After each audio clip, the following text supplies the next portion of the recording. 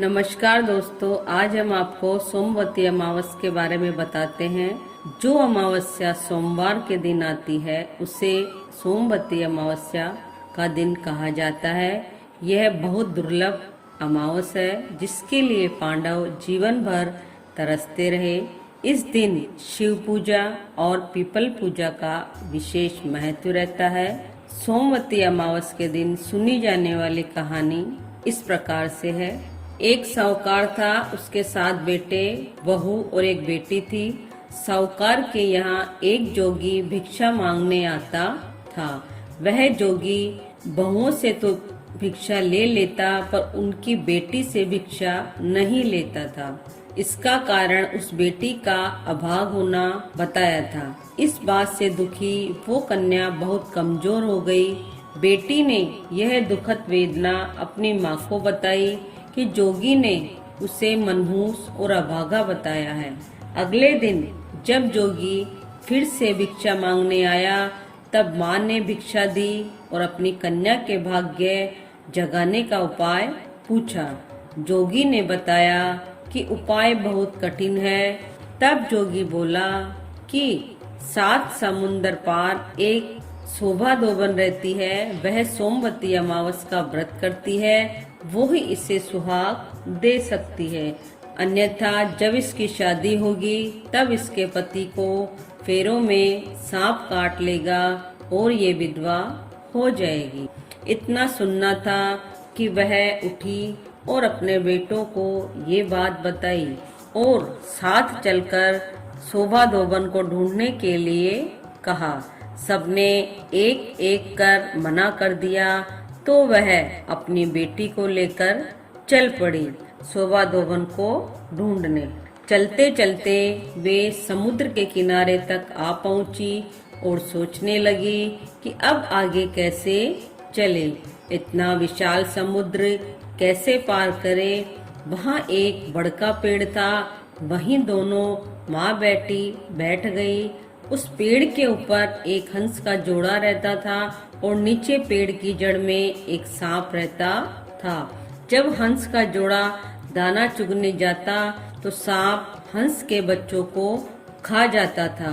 हंस उसे देख नहीं पाते थे।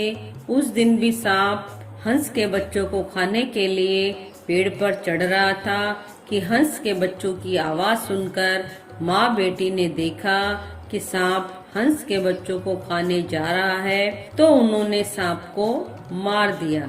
शाम को जब हंस का जोड़ा आया तो उन्होंने माँ बेटी को यहाँ बैठा पाया तो सोचा कि ये मेरे बच्चों को मार दिए हैं। जैसे ही वे उन माँ बेटी को मारने को तैयार हुए कि पेड़ पर से बच्चों की आवाज सुनाई दी, तो उन्होंने देखा कि हमारे बच्चे तो जिंदा है। जब बच्चों ने उन्हें सारी बात बताई कि कैसे माँ बेटी ने उनकी जान बचाई, हंस ने उन्हें धन्यवाद दिया और उनका यहाँ आने का कारण पूछा।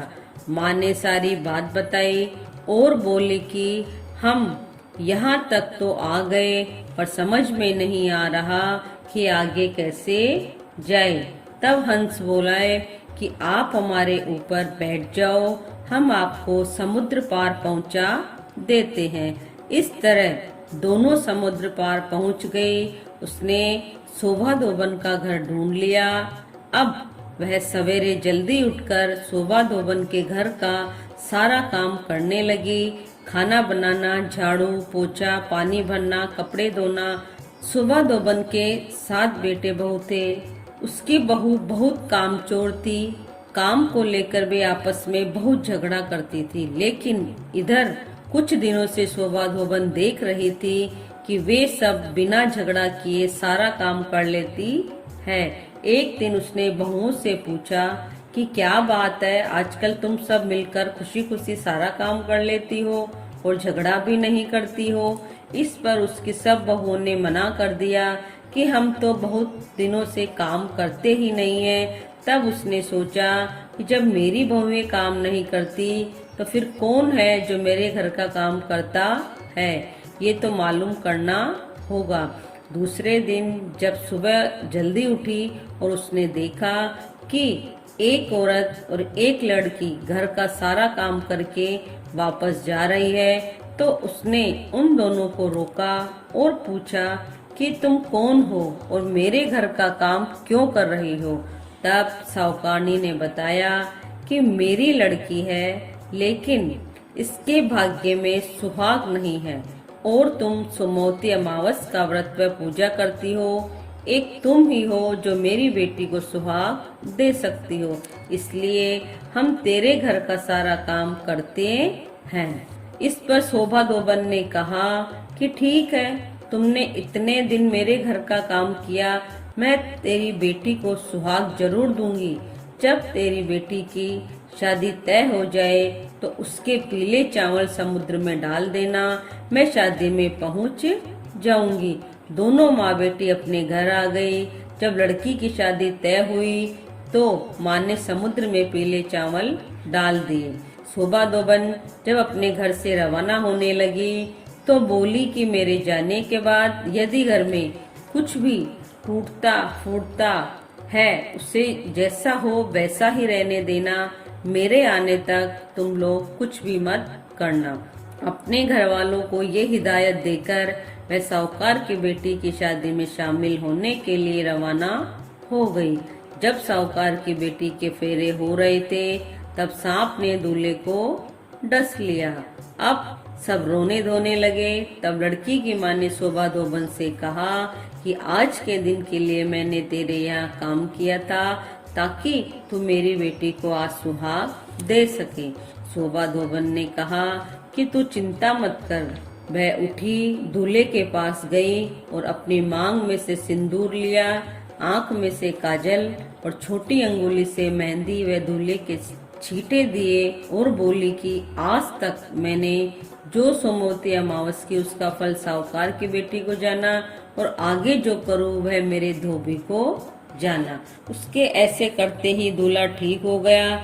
सब लोग बड़े खुशी हो गए। जब बारात विदा हो गई तो शोभा धोबन जाने लगी। तब सबने कहा कि अभी तो आपको विदा ही नहीं किया है, अभी आप कैसे जा सकती हो। शोभा धोबन ने कहा कि मैं घर को ऐसे ही छोड़कर आई थी, पता नहीं मेरे पीछे से वहाँ क्या हो रहा होगा। आप विदा ही करना चाहते हैं तो मुझे एक मिट्टी का कलश दे दो। कलश लेकर वह घर के लिए रवाना हो गई।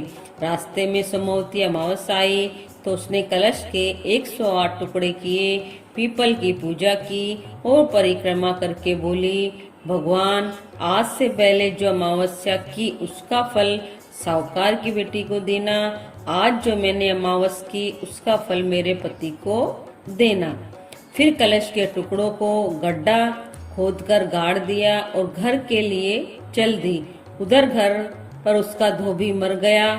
सब धोबन का इंतजार कर रहे थे क्योंकि वो कहकर गई थी कि मेरे पीछे से तुम लोग कुछ भी मत करना। जब वह घर पहुंची तो देखा कि उसका धोबी मरा पड़ा है और सब लोग रो रहे हैं। उसने कहा कि सब लोग चुप हो जाओ। वह अपने धोबी के पास आई और अपनी मांग में से सिंदूर लिया, आंख में से काजल लिया और छोटी अंगुली में से मेहंदी निकालकर चींटे दिए और बोली, भगवान आज से पहले जो अमावस्या की उसका फल साहूकार की बेटी को दिया और आज जो मैंने अमावस की उसका फल मेरे पति को देना। ऐसा करते ही उसका पति उठकर बैठ गया।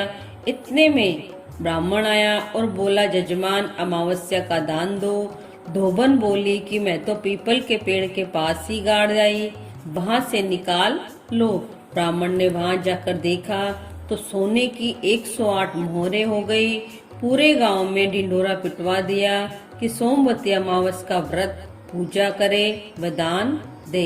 हे सोमवती अमावस माता, जैसे आपने साहूकार की बेटी को सुहाग दिया और धोबी को जीवन दान दिया, वैसे ही सबको देना। कहते को सुनते को व हुकारा भरते को, घटती हो तो पूरी करो, पूरी हो तो मान रखना। आपको ये कहानी कैसी लगी? इसे लाइक कीजिए, सब्सक्राइब कीजिए और बने रहिए चैनल के साथ। जय जय श्री राम।